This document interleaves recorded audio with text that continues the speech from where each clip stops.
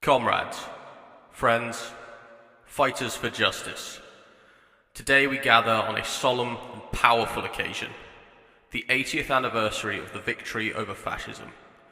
80 years ago, the world witnessed the defeat of one of the darkest forces in human history. That victory was made possible in no small part by the Soviet Union. Those people sacrificed tens of millions of lives to crush the Nazi war machine. It was the Red Army, the army of the working class, that destroyed 3/4 of the Nazi forces, liberating Europe and its people before raising the red flag above the Reichstag.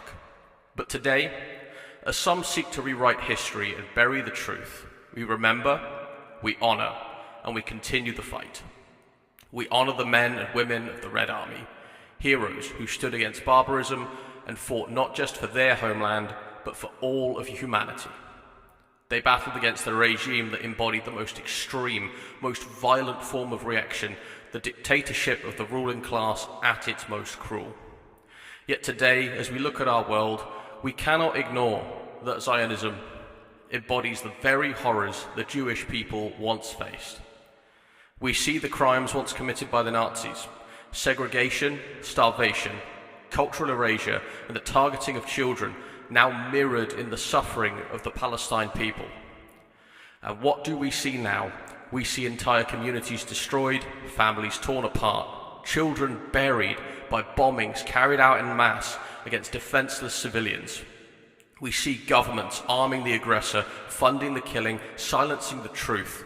We see politicians bought and media narratives manipulated to obscure reality and crush resistance. But we will not be silent. For us, for Kalybrated, the cause of the Palestinian people is the cause of all of humanity. It is a fight for justice, for freedom, for life itself. The cause of anti-fascism is the cause of Palestinian liberation. To stand with Gaza, with Rafah, with the West Bank, is to stand with anyone who has ever resisted tyranny. It is to carry forward the legacy of those who fought against fascism on this day 80 years ago. So let us rise, with their memory in our hearts and a fire in our voices. Never forgive, never forget. Free Palestine.